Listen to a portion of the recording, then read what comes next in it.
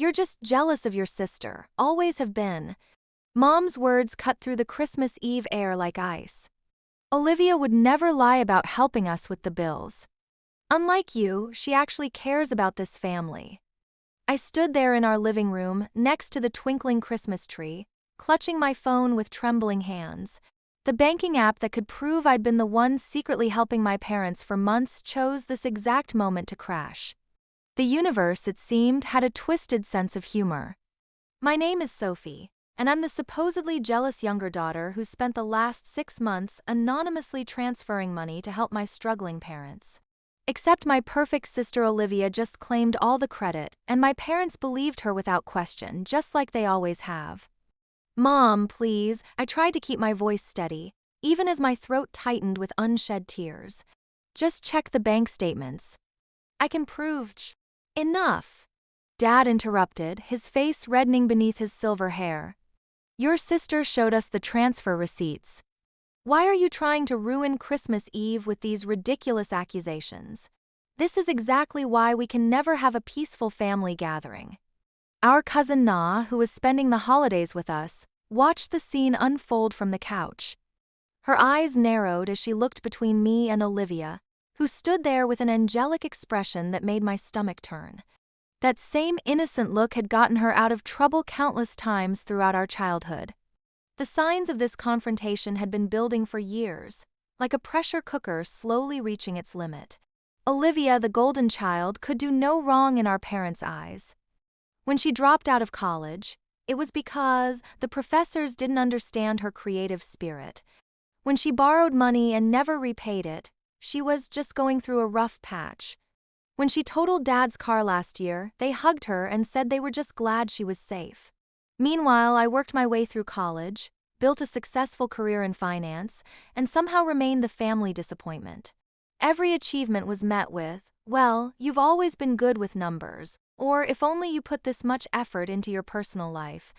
6 months ago, when I overheard Mom crying about their mounting medical bills after Dad's surgery, I started making anonymous transfers to their account. I thought staying anonymous would prevent exactly this kind of drama. But now here we were, on Christmas Eve, with Olivia somehow discovering my secret contributions and claiming them as her own. She stood there in her designer sweater, probably bought with borrowed money, looking like butter wouldn't melt in her mouth. I don't understand why you're doing this, Sophie, Olivia said softly, her voice dripping with fake concern. I know things have been tough for you lately, seeing me get my life together while you're still.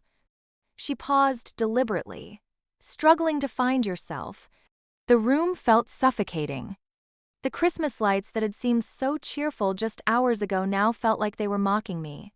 On the mantel, family photos told the story of our lives, most featuring Olivia front and center, with me somewhere in the background, always slightly out of focus. Actually, Na spoke up, her quiet voice cutting through the tension. Olivia, can you show those transfer receipts again? Because something doesn't add up here. Olivia's perfect smile flickered for just a second. Oh, they're in my email. I'll have to find them later. Right now, I think we should focus on enjoying our family time. She moved toward the kitchen, probably to escape further questioning. Mom, didn't you say something about needing help with the turkey? Don't change the subject, Na persisted, standing up from her spot on the couch. You just showed those receipts 10 minutes ago. They should still be right there on your phone. I watched as my sister's carefully constructed mask began to crack. Her hand clutched her designer purse, the same one she'd bragged about buying with her own money last week. Now I wondered if she'd used the money she'd claimed she'd sent to our parents. I don't have to prove anything to you, Olivia snapped, her sweet demeanor evaporating. Mom and Dad know I'm telling the truth. Sophie's always been like this. Always trying to make me look bad because she can't stand that I'm finally getting my life together. Mom stepped between us, always ready to defend her firstborn. That's enough, Na. Olivia's shown us everything we need to see. Sophie's just... She paused, giving me that disappointed look I'd grown so familiar with. Sophie's just having a hard time accepting that her sister has changed. Changed? I laughed, the sound harsh and unfamiliar even to my own ears. The only thing that's changed is her story. Last week, she was borrowing money from Dad for her business venture. Now suddenly she's been helping with bills for months. It's called financial planning, Olivia shot back. Something you'd understand if you weren't so caught up in your corporate job, counting other people's money instead of having a real life. Dad stepped forward, his face flushed with that dangerous shade of red that always preceded an explosion. Sophie, either apologize to your sister right now or leave. I won't have you ruining another holiday with your jealous accusations. The Christmas tree lights reflected off the family photos on the mantel. 28 years of carefully curated memories. Olivia's graduation, the ceremony she'd actually bothered to attend, Olivia's dance recitals, Olivia's engagement party, to the fiancé who'd later run off with her best friend, though my parents never blamed her for that disaster. And there, in the shadows of each photo, was me. The reliable one, the responsible one, the invisible one. Fine, I said, grabbing my coat from the rack. My hands shook as I struggled with the buttons. Enjoy your perfect Christmas with your perfect daughter. Just don't come crying to me when the truth comes out. And Dad. I turned to face him, finally letting years of hurt surface in my voice. Check your account statements. The transfers came from Coastal Bank and Trust. My bank. Not Olivia's. Sophie, wait, not called after me, but I was already out the door, into the bitter December night. Behind me, I could hear Mom consoling Olivia, who had probably already started her trademark crocodile tears. The winter air hit my face like a slap as I rushed to my car, fumbling with my keys. My breath came out in visible puffs, matching the rhythm of my racing heart. I'd barely made it into the driver's seat when my phone started buzzing. Nah. I'm fine, I answered, trying to keep my voice steady while cranking up the heat. Really, I'm used to this. I know you're not fine, Na said firmly. And I know you're telling the truth. Olivia's story has more holes than my grandmother's crochet blanket. Listen, I saw her receipt when she waved it around earlier. The date format was wrong for Coastal Bank. It looked edited. I let out a bitter laugh, pulling out of my parents' driveway. Christmas lights blurred through my tears as I navigated the suburban streets. Of course it was edited. Everything about Olivia is edited for maximum dramatic effect. Where are you going? Na asked, concern evident in her voice. The Corner Cup, I replied, referring to the 24-hour coffee shop where I'd spent countless nights working late. It's the only place open on Christmas Eve. I need to think. I'm coming to meet you, Na declared. Just let me grab my coat. No, I interrupted. Stay there. Someone needs to witness whatever performance Olivia puts on next. Besides, I paused, a plan forming in my mind. I need you to do something for me. 20 minutes later, I sat in my usual corner at the Corner Cup, nursing a peppermint mocha and opening my laptop. The barista, Dave, had given me a sympathetic look and added an extra shot of espresso. He'd seen enough of my late-night work sessions to know when something was wrong. My phone buzzed again, this time with texts from Mom. How could you do this to your sister? Come back and apologize. You're breaking my heart. I ignored them all and opened my email. If the banking app wasn't working, there had to be another way to prove the transfers. That's when I remembered, Coastal Bank sent confirmation emails for every transaction over $500. Sophie, Dave called out, setting a plate with a warmed-up chocolate chip cookie on my table. On the house. Nobody should look that sad on Christmas Eve. I managed a small smile. Thanks, Dave. Hey, remember last month when I was in here working late, making those transfers to help my parents with Dad's medical bills? He nodded, wiping down the nearby table. Yeah, you were pretty worried about staying anonymous. Said something about not wanting to make it awkward for your folks. I pulled out my phone and opened the voice recorder app. Dave, would you mind repeating that? Just for the record. My hands steadied as I worked through my emails, methodically forwarding bank confirmations to my work account. 6 months of transfers, each one documented with dates, times, and account numbers. I also had Dave's recorded statement, and Na was gathering evidence back at the house. Around midnight, my phone buzzed with a text from Na. Got photos of Olivia's fake receipts while she was showing them to Mom again. The editing is obvious, different fonts and everything. Also, Dad's starting to ask questions about the bank names not matching. I took a deep breath and typed back, thanks. Stay tuned for tomorrow's Christmas lunch. I'm bringing receipts, literally. The next morning, I pulled into my parents' driveway at exactly 1 p.m. for Christmas lunch. The traditional family gathering we'd never missed, not even after the Great Easter debacle of 2019. Through the window, I could see Olivia gesturing dramatically, probably spinning another tale about her wounded feelings. Walking in, I carried two things: a folder full of printed bank statements and emails, and the quiet confidence of someone who'd finally had enough. Mom's face tightened when she saw me, but before she could speak, I placed the folder on the dining room table. Merry Christmas, I said calmly. I brought proof. Real proof. Not edited screenshots or made-up stories. Olivia jumped up from her seat.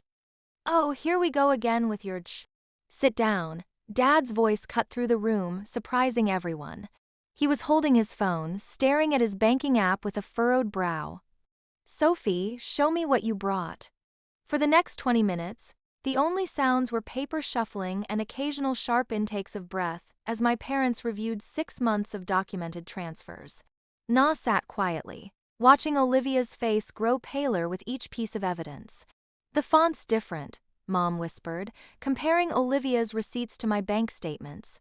And the bank name, it's not even spelled correctly on yours, Olivia.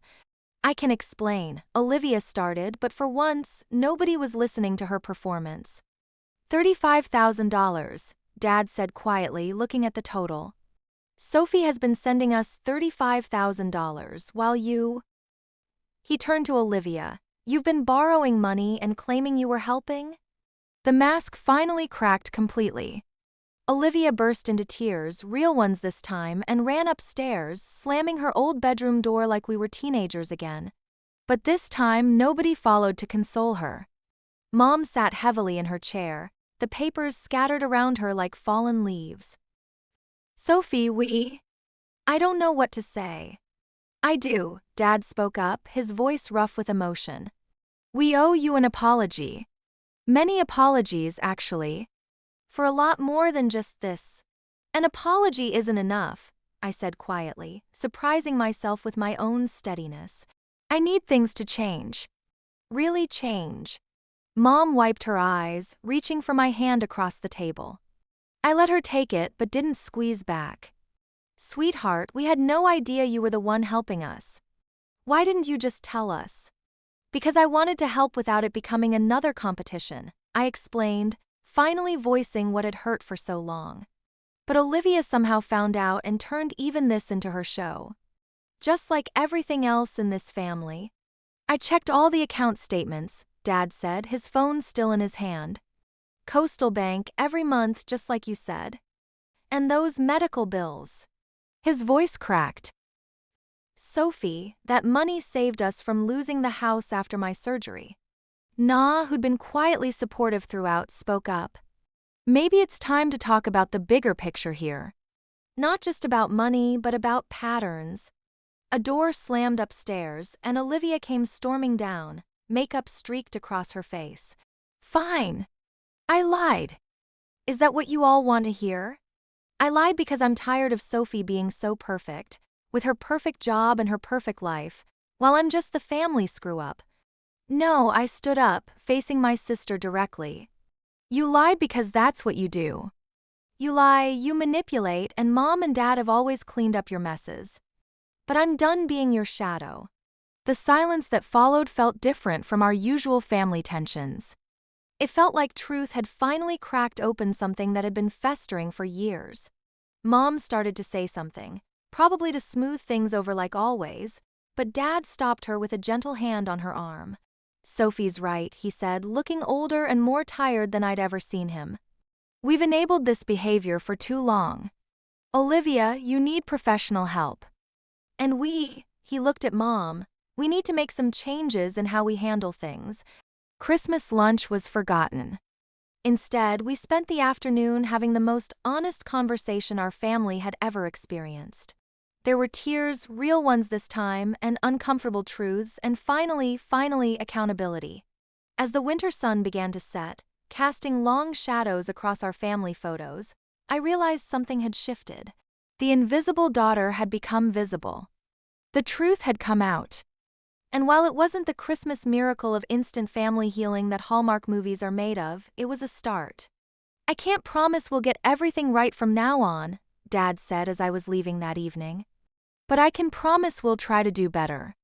Will you give us that chance?"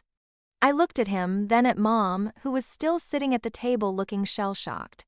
Olivia had left hours ago, presumably to her apartment. Na gave me an encouraging nod from the doorway. "Yes," I said finally. "But on one condition: we start family therapy in January." "All of us." They agreed, and for the first time in years, their promises felt real. As I drove home that night, the Christmas lights seemed to shine a little brighter, and the weight I'd carried for so long felt just a little lighter.